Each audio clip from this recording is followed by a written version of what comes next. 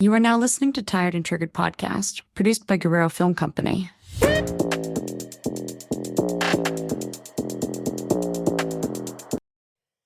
Welcome back to Tired and Triggered, besties. We are at the end of 2025, and 2025 did not come around to play, baby, okay? It stretched me, humbled me, and taught me some lessons that I didn't even know I needed to learn, but here we are. So let's talk some resolutions. Let's talk all the things that are staying in 2025 and all the things we're bringing with us to 2026. One thing that I personally will say through my personal experience, and I've said this before, 2025 was my year of putting myself out there on social media. I actually monetized some social media, and I have grown confidence in that aspect because I used to be very, very scared to put myself out there. I feel like with having the photography and the videography gave me a little practice as far as like putting myself out there in certain ways. It's scary, period. Yeah. Like, But I definitely feel like I've grown in that aspect. So I do plan to take that into 2026 and hopefully set some goals of growing, making more money. Money's always good. Always. But what I will leave completely in 2025 is giving a fuck what anybody thinks about me. Because at the end of the day, you could chit chat about what I'm posting. You can chit chat about how, oh, she thinks she's an influencer or whatever the fuck. Bitch, I'm getting paid. Mind your business. Anywho. Right. All right. So, what is something that you're leaving in 2025 and will not come with you to 2026? For me, I feel like it's like a work in progress every year. It's not something that, for me, it's really hard just to kind of like chop it off at the head, But it's been, I think, a work in progress. But just not being a people pleaser. You have come a long way with that, though. Yeah, not being a people pleaser, not wanting everybody to be in my corner, not helping everybody, not trying to save the world with one hand. Yeah. Like I said, it's a thing, as a progress. Yeah, It's like and that's it gets okay. better. Yeah, but it's like your limitations, and yeah. your that's totally okay. And it is okay not to be okay. Also, Absolutely. But just the biggest thing is just not having to please everybody and being okay with just, being solo sometimes and just working on yourself. What is a lesson that you've learned this year? I think it has to do with that too. Just, man, the more you stress out about things, the more you try to make everybody have a better life, have a better day. The less time you're kind of spending on you and your mental health and your issues, and just unhappiness for you. Unhappy. Yeah, just try to put myself first. The biggest lesson for me is just trying to put myself first, and I like it. I've liked it every time I've done it here recently. Feels good when you do it. I feel like that's a goal for me in 2026 is to not feel guilty about doing things and taking time for myself. Because as moms, we all do it. We push, our shit off. We push things off. We make sure our kids are taken care of. Our husbands are taken care of. And all the things. And those are all important. That's part of our jobs as wives and moms. But I will say those days where I finally am just like, I need a break. I'm going to go to a concert with my friends, or I'm going to go get some crabs with my sis, or whatever the case may be. At the end of it, I'm always like, oh, I needed that so badly. So I feel like I will do that without guilt in 2026. Another lesson that I've learned personally, and this is kind of what we touched base on the previous episode, is that there is no timeline for healing. And that even if I don't completely heal by the end of 2025, I'll still do healing in 2026 and 2027 and probably for the rest of my life. Like, there's no timeline for it. There's no period has to be done. The only goal is to progress, right? To get better, heal a little more, even if it's slow, even if it's in between diaper changes and everything else with the little ones. As long as it's getting done, that's a goal that I have. I saw on TikTok and I felt like I felt this to my core, but it was like, one thing that I have made peace with in 2025 is I don't have to. Yeah. I love that. Because I could go, I don't have to do anything. No, it's like I don't have to go above and beyond for others. I don't have to always be the bigger person. I don't have to disturb my own peace for somebody else. I don't have to fix what I don't break. Ooh, period. I don't have to show up for those who don't show up for me. And that's been a very hard one. Clock it, baby. That will make your life 1,000 times better and easier. I feel like that's hard because I feel like we always kind of are like, oh, well, I want to show up for somebody because I don't want them to not show up for me or whatever the case may be. But it's really exhausting when you're the one that shows up for everybody and nobody ever shows up for you. Yeah. It's like you break your own heart. Yeah. And so this last one, I definitely don't have to sacrifice my own happiness for everyone else. And that's if you live by that and you don't have to all do it at one time, but if you progressively work yourself to every single one of those, you will be the happiest person. You'll be the best version of yourself, and you will be the best version of yourself for your kids and your family, who are the most important for you, That's a good one. That's good. Yeah, very good. Something that I have learned in 2025, and I've previously learned this as well, but I feel like it hit harder this year for me, was motherhood changes you in good ways and in bad ways. Obviously, being a mommy is great. I love my kids. I wouldn't trade them for the world, but I feel like each kid, it hit a little harder, like physically, emotionally, and mentally. Like you're a statue, and I feel like every kid, every argument, every kind of chips at you. It does. You're still stable. You're still a beautiful statue, but some are missing the fingertips. Some are missing, it's just you taking a beating, all the time. And 4 kids, hell, I feel like I'm getting my ass beat every day. We basically have one more kid with our husband. Yeah, 5 kids, bitch. Yes. That's delulu.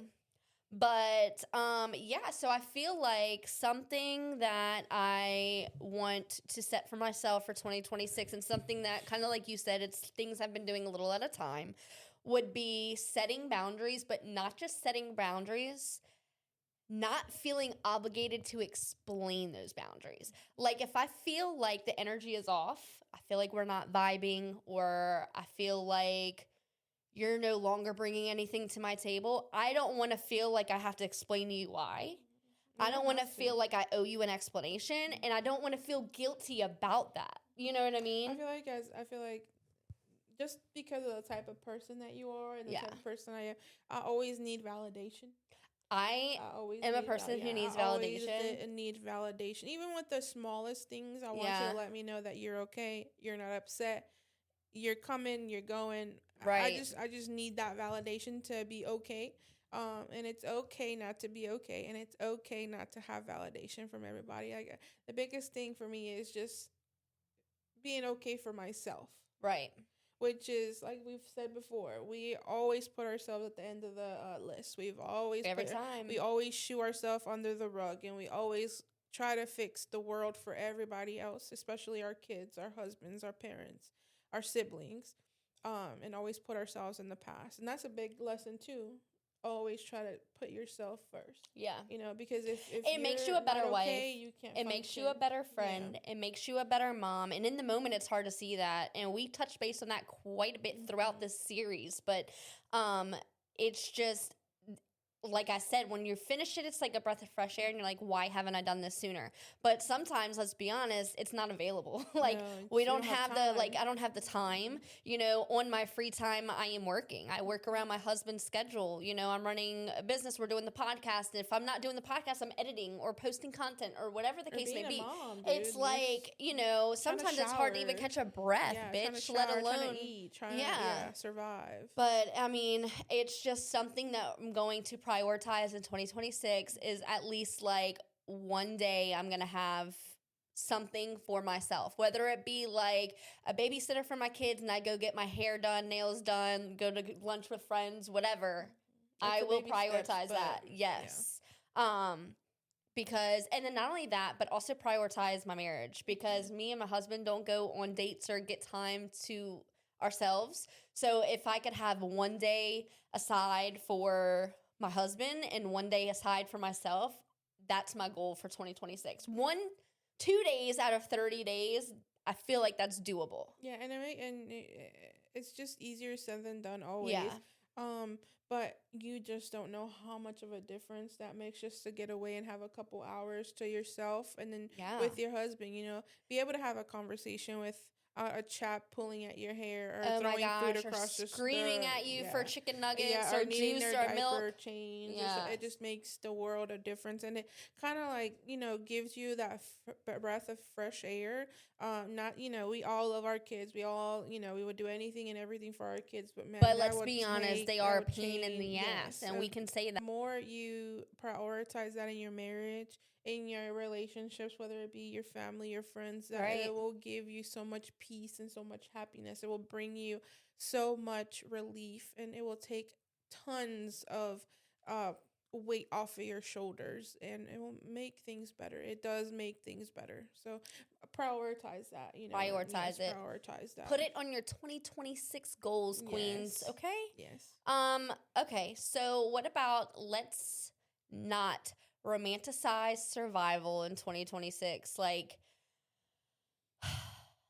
I feel like it's always cool to be the strong girl and have it all together and your life looks perfect. But, like, can we stop making that a thing? Because realistically, there are times where I am a hot fucking mess, okay? I feel like my life is in fucking shambles, and it's really, like, over the pettiest, stupidest little thing. But to me, the world is fucking falling apart. Yeah.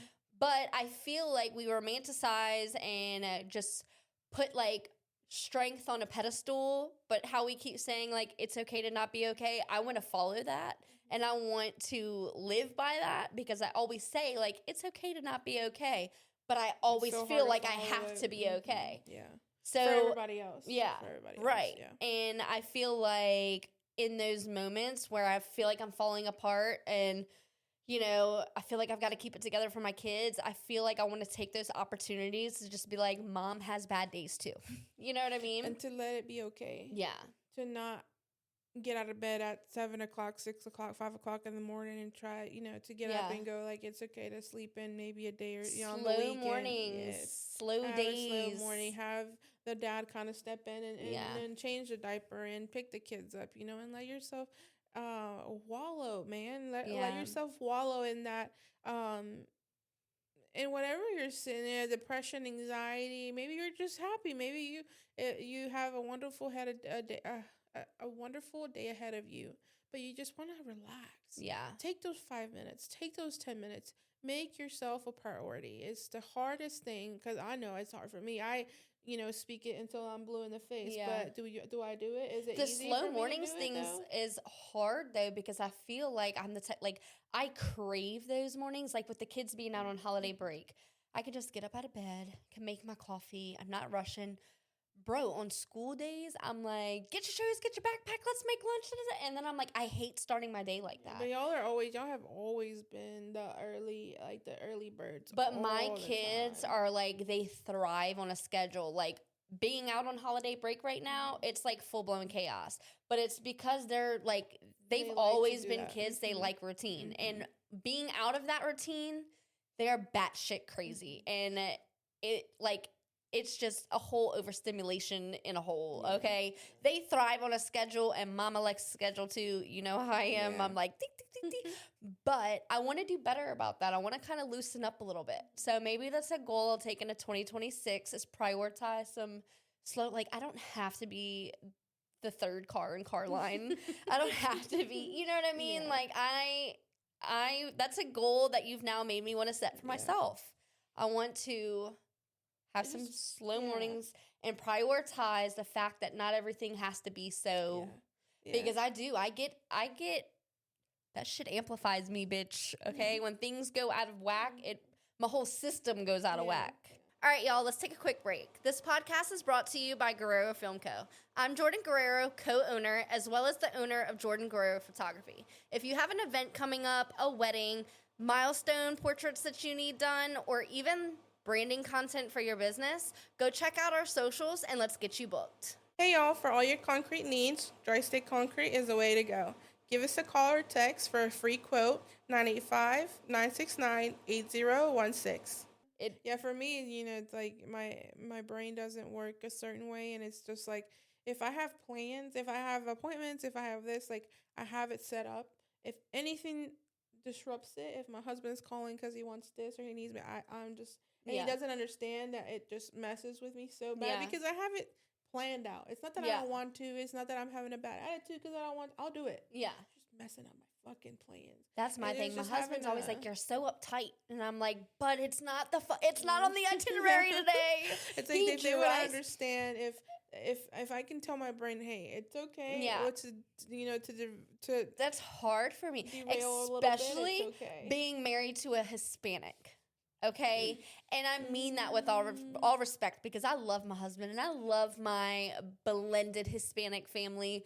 I just need to do better about like loosening up a little bit because he's the type of person who'd be like, "Oh, my mom called. We're gonna go here for 4:00," and I'm like, "But at 2:00 we were just supposed to be doing that." You know what I mean? And it's like the last minute shit in the Hispanic household is all the that's time. What we live by. We don't have any. We don't have any. And I'm like a scheduler, but I'm like, okay, but how are we gonna get there for 4:00 when we have to be here for 2:30? And he's like, but it doesn't have to be exactly 4; it'll be 5. And I'm like, no, 4. You know what I mean? You already know. And then she didn't know this when her and my husband, her and my brother started dating, and then they got married and all the things like she didn't know. Mexicans about Hispanic time say 1 hour. We really mean 2 hours an hour. Bitch, y'all mean 4 hours. The fuck? They would be like, oh, 1:00 really means 2:00. No, bitch. 1:00 really means 5:00. Yeah. So and it's like Jordan, we're having dinner for Ever's birthday is tomorrow, and we just we didn't have anything planned. They usually go to Mexico. They usually spend holidays over there. They didn't go this time. My parents didn't end up going. So Ruben decided yesterday we're having a little dinner for him tomorrow. But like when we used to have parties before and like, hey Jordan, we're having this for whoever at 2:00. This bitch was showing up at 1:30. 1:30, white people time. 2:00. The party starts at 2:00. You show up at 1:30. We were still setting up outside. My hair was still wet. My mom was still cooking, and she's like, "What do you?" And I was like, "Dude," and then now she knows, but it kills her. It kills her. Fucking kills me. So I have to tell her like what time Mexican time is instead and they're of the still real late. time. The Yeah, fuck? they're still late. And it's because if the party's at the house, at my mom's house, it's usually gonna be like 4 hours later. But it's still I'm learning. done. But it's a goal of 2026. I say a goal. I can't promise shit, but I'm gonna deter away from my schedule. It's a little good bit.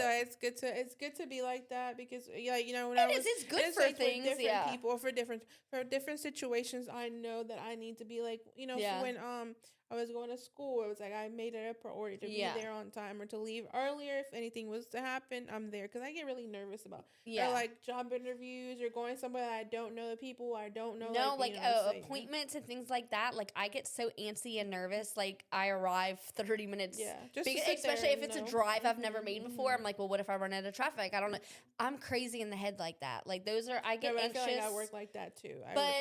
My husband makes fun of me because he's like, I will literally not go somewhere like if I can't accommodate the parking, like if I don't know how, like I will fucking cancel my plans if I don't know where the fuck. It makes sense. It's like it makes me hard, anxious. Like okay, well I don't know where I'm going. Okay, well it's to buy this. I'm like, yeah, but that's not enough for me. Like I need a specific address. Drop a pin, bitch. Yeah. Like, and that makes everything. It makes the world a difference. It does. But they don't understand that. Like sometimes people think that we're being difficult or that we're being too much. But literally, if I don't know like what the parking looks like, what who I'm gonna if I'm there to meet somebody, if I'm at an appointment, I need to know who the doctor is, where I'm going, where the fuck. I used to be like, if somebody made plans with me, I used to be like, well, I need to know who's gonna be there. Yeah. Like I used to be that bad where I'd be like, well, I need to know who's gonna be there because if there's somebody that I don't know, then I'm gonna be like, I'm not fucking going. Yeah. Like, and it is like that. It's so hard to explain to them or anybody that doesn't have what we have, right? Because we're mentally ill. That's the if of it. That's the whiff of it. Yeah. When you have anxiety, ADHD, anything like that, a little combo of all them things. It's like God went to sprinkle everything of. He said, "Make these bitches crazy." And you can't tell your brain not. Doesn't work like that. It's gonna be okay. You don't need to know how many parking spots are in the goddamn parking lot. Like it will be Oh. okay, but Yeah. it doesn't work like that. But shit. It is what it is. But yes, she's when she needs to be professional and she's like, hey, we need to be there and make sure. And I'm like, yes, ma'am, I got it. I'm good. What's crazy though, it's funny because I see these TikToks all the time, and it's like the girl with severe social anxiety decided to become a photographer and meet strangers in random places and do events, and that shit doesn't bother me. But it's because it's something that I really truly enjoy and that I'm passionate about. I think like that just goes over my head. Yeah. But like for weddings and events, I'm like, oh hey, all right, bride. I need the bridegroom, bridal party. She's a social butterfly. Anywhere When it comes to my else, job, yeah. yes. Or when she's drunk. Or yes, get some liquor in me and game on, Yeah, baby. so We're besties. she's a social butterfly, but anywhere else, or a anytime social else, mermaid, yes. whatever you want to call it. Yes, but that's awesome because all your businesses that you have are up front with people. You have Putting yourself out yeah. there, which is crazy for someone who has such severe anxiety Yeah. and like timidly used to be extremely shy. I feel like it has helped bring me out my shell quite a bit, but people always think like that I'm like this outgoing person, and I'm really like, if you truly know me, you know that I really am like. And we both went to school to be in the medical field, so it's like we have to deal with patients, and that doesn't bother me. That doesn't bother me. I could room a patient. I could Like go meet a stranger in a fucking field across wherever. Yeah. I can, work a wedding with hundreds of people and gather people together for photos. That doesn't bother me. But ask me to go fucking to a restaurant that I've never been before and I don't know where the parking lot is and I'm going to have a panic attack. Yeah, it's crazy. It's crazy because, like, again, being in the medical field, patients don't know limits. Yeah. Patients don't know personal space. Yeah. Patients don't understand that. I don't miss that. I used to work at a gastroenterologist, so the men were always so overly dramatic about getting colonoscopies, which granted, colonoscopies are no fun. Upper scopes are no fun. I understand, but I don't need to. And the people will pull out the pictures of the poop and the this and the that. I'm like, I don't need to see that. I don't have the ABCs behind my name. I don't want to see that. I can't help you. I can't diagnose I don't know why you're pooping like a rabbit. I was in the urgent care setting and we saw a little bit of everything, and there was just that's just scary. It's just some stories. I've seen toes fall off. I've seen a whole bunch of stuff that I didn't really want to see. But we always tell the doctors to write, like, they would be so funny if they were to write books about everything that they've been through. You would never believe what people stick up their butts. Oh, yeah. It's just crazy. And it's 99% of the time, it's men that are doing that. Oh, yeah. And it's the people you would look at coming in the wait and like, there ain't no motherfucking way. No way. There ain't no motherfucking way that motherfucker has a freaking banana stuck up his asshole right now. A cucumber. My favorite one was a Louisiana hot sauce bottle. Oh, fun stuff. Spicy. Yeah, if we were ever we should do something like that. Of crazy things. Some people like that. I mean, I like to listen to stuff like that. I do too. It's like the untold stories of the ER. That crazy. I eat that shit up. Yeah, and being in like I said, in that was my favorite. If I ever go back to working, that's why I want to go back to gastro. It's just one of my favorite things. But I just feel like I don't miss it as much as I thought I would. It's just such a liability these days. It's crazy. Okay, so another thing that I want to be mindful of in 2026 is follow my intuition. If something feels off, let it be off, call it at that, and leave it at that. Even if, whether that be like with relationships, friendships, bad feelings about anything in my life, whatever. Because I just feel like I'm always the type of person, when I go away from my intuition, it always ends up like slap me in the face later. Like, I should have known better. So I feel like I want to prioritize following my intuition. And if the energy feels off, not feeling like I owe anybody an explanation for anything, just letting it be like, this isn't a good fit, this isn't working, and move along. It's always the best thing. And sometimes it's really hard. It's the hardest thing to do. Just kind of, following your intuition, because you don't want to hurt the people's feelings, or you don't want to not go, or you don't want to not do. But man, just follow. For me, it's never failed. It's never failed. Yeah. If I'm like, this vibe is weird, or this person's that. Yeah. I feel like everyone should follow their intuition, whether it be like reading somebody, their energy.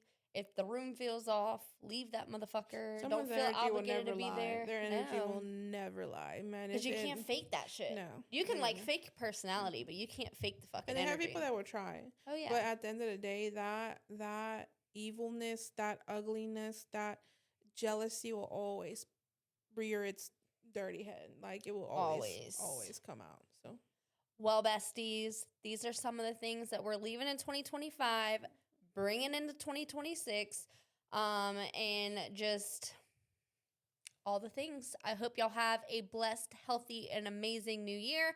I hope 2026 is all the things that you want and more. And thank you for following us into a new year. y'all have a wonderful end of the year. We are very grateful for each and every one of y'all listening, tuning in, sending those lovely messages. We really love and appreciate you guys, and this is why we're doing this, putting ourselves out there. And like I said, we really appreciate you. Y'all guys stay safe. Remember, don't drink and drive. Stay home. Do not drink and drive, bitch. If you need a ride, give us a call. You know, I might not be very not drunken, but there might be somewhere in the house that will make sure you get home. I'll call you an Uber, bitch. Yes, we will call you an Uber, but just please be safe, stay safe. And hopefully this 2026 is awesome, filled with health and everything good in the world for everybody. Love you guys, and thank you for watching. Bye, besties.